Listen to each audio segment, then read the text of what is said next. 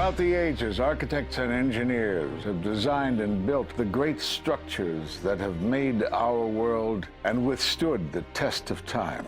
Hi, I'm Ed Asner. Welcome to Architects and Engineers. Let's look now at modern steel frame buildings. This is the Empire State Building, a marvel of modern architecture. It was built to last. Architects and engineers of today use computers to design and engineer buildings that will endure the forces of nature, such as earthquakes, fires, and hurricanes. This modern skyscraper was also built to last.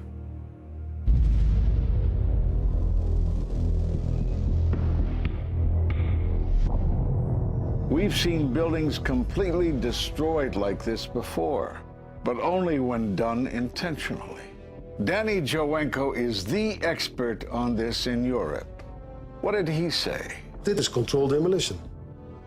Zeker weten. Zeker weten. Er is nagesprongen. Dit is in opdracht gebeurd. Dit heeft een team gedaan van experts. Let's compare. Explosives are used to demolish buildings like this in just seconds. Okay, so it's a controlled demolition. What's the problem with that?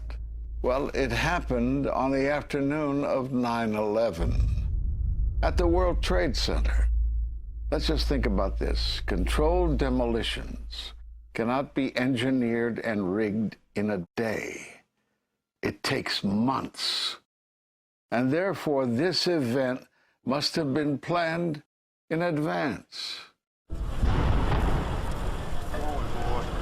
hear that? Keep your eye on that building. It'll be coming down. The building is about to blow up. Moving back. We are walking back. There's a building about to blow up. Did they actually use the word brought down, and who was it that was telling you this? The fire department, and they did use the word, we're going to have to bring it down. And these people heard explosions. We heard this sound that sounded like a clap of thunder. It looked like there was a shock wave ripping through the building, and the windows all busted out. About a second later, the bottom floor caves out. The building followed after that. He takes his hand off, and you hear 3, 2, 1, and it was boom, boom, boom, boom, boom. And these reporters recognized it as a controlled demolition. And I turned in time to see what looked like a skyscraper implosion. It looked like it had been done by a demolition crew. The whole thing just collapsing down on itself. For the third time today, it's reminiscent of those pictures we've all seen too much on television before, when a building was deliberately destroyed by well-placed dynamite to knock it down. It was almost as if it were a planned implosion. It just pancaked. So what's the problem if this was a planned demolition? Well, we are told by government agencies that this building came down as a result of normal office fires. The National Institute of Standards and Technology produced their final report in 2008. World Trade Center 7 collapsed because of fires fueled by office furnishings. It did not collapse from explosives or from fuel oil fires. But what do you think brought down the building? And what caught my eye is more than 1,300 architects and engineers examine the evidence about Building 7's collapse and disagree with the official report issued by the National Institute of Standards and Technology. I certainly am much more open-minded about it than I was, and it is because of the involvement of the 9/11 families and all these engineers and architects. You are about to hear from architect of 23 years, Richard Gage, AIA, member of the American Institute of Architects and founder of Architects and Engineers for 9/11 Truth. Now there are more than 1,500 architects and engineers who say that it could not have been brought down by office fires. They are backed by 9/11 family members who are calling for an independent, unbiased investigation. I'm Richard Gage. Fires have never before caused the collapse of any skyscraper. even though there are numerous examples of much hotter, larger, and longer-lasting fires in these buildings. And in the case of Building 7, the fire that NIST said started the collapse had actually burned out over an hour before. It could not have caused the collapse, as NIST claims. Yet this 47-story, modern steel-frame skyscraper, which was not hit by an airplane, collapses mostly into its own footprint like a house of cards, as fast as a bowling ball falling off the side of the building, in just under 7 seconds. Listen to the experts. Building number 7 descended in free fall for the first 100 feet, which means that there was absolutely no resistance to the descent whatsoever. NIST has admitted it went into free fall for 8 stories. And going from motionless to free fall instantly, that's a bothersome part of the puzzle because NIST never explained it. We've got a building that came down in its own footprint, so all of the columns really needed to be severed at the same time in order for that structure to fall the way that we saw. The symmetry is the smoking gun. The whole building completely comes down in one continuous motion. There couldn't have been any structural resistance. According to NIST, the failure occurred at column 79 on level 12. They're talking about a single columnar collapse or failure that resulted in a total collapse of the building. It is possible that you could have a local failure as a result of a connection failing. But the likelihood of that failure dragging the entire building in such a fashion that all the columns would fail at the same time is an impossibility. Impossibility? Yes. What I saw, it was a classic implosion. The center of the core, the penthouse area, starts to move first, and then the building follows along with it. I'd like to know why NIST excluded the document from FEMA in Appendix C that documented the evidence of melting steel. Why is this forensic evidence not being included in the report? In an office fire, you cannot generate enough heat to melt steel. And yet we have evidence of molten iron. R.J. Lee Company, USGS, and Dr. Stephen Jones's work, all three separately found these microspheres. In the dust, we found what we characterize as unreacted thermitic material in the shape of some very tiny red-gray chips, which have different properties, and in the reaction they produce molten iron, which is the prime indication of a thermitic reaction. And such a reaction can be used to destroy steel structures.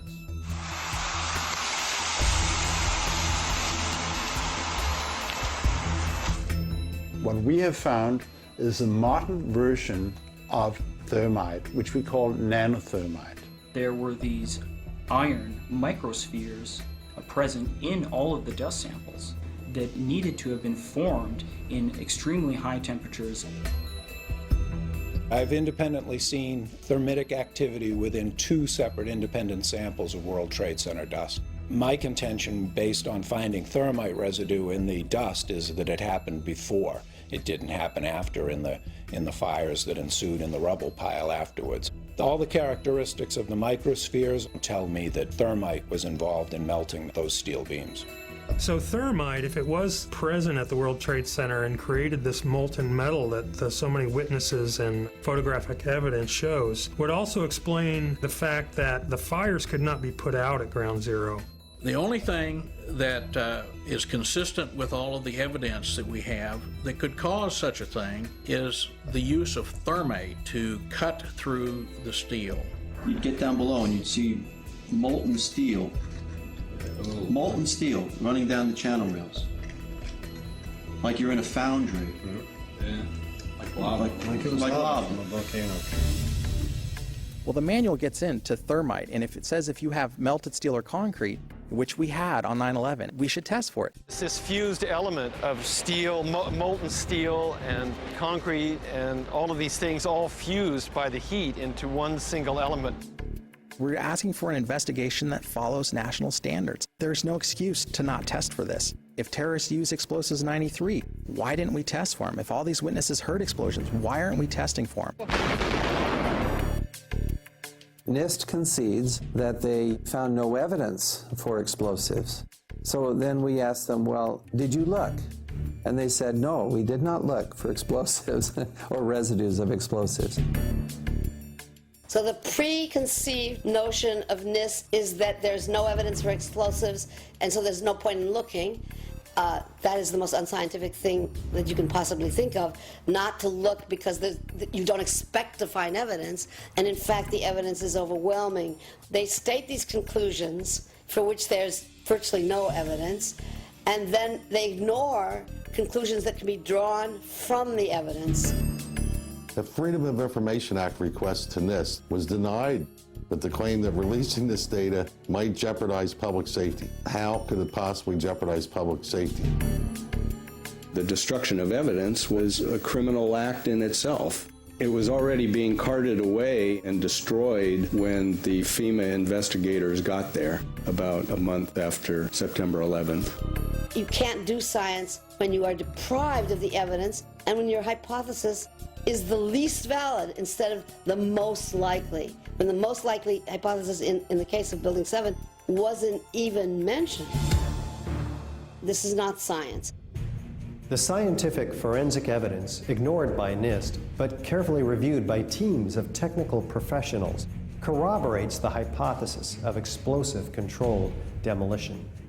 We've traveled to 21 foreign countries and 32 American cities, bringing this evidence to the attention of the public.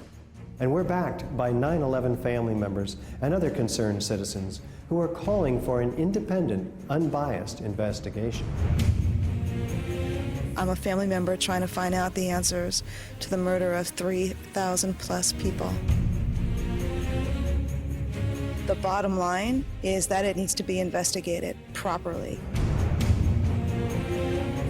Please look at architects and engineers. People all around the world, scientists all around the world are questioning this. And there's some deep, deep explaining to do. It took some kind of consciousness raising on my part before I was willing to look at the possibilities. And really, you need to go where the evidence leads. As an engineer, and I have 3 degrees in engineering, I signed that petition for architects and engineers for 9/11 Truth some time ago because the American people absolutely need the truth of 9/11.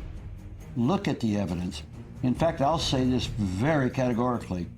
Any reasonable person who looks at the evidence that's been brought forward has got to come away with the feeling that something has to be done, a real investigation has to be put forward. We will never heal. This country will never, ever, ever forget that day. We have to demand a new investigation. I want justice here. The country owns this. We were all victims. You all should want answers. It's not just ours, not just mine. We all lost something that day. It's distressing for everyone to come to terms with this evidence, but we must pursue the truth wherever it leads. Look at the evidence and decide for yourself.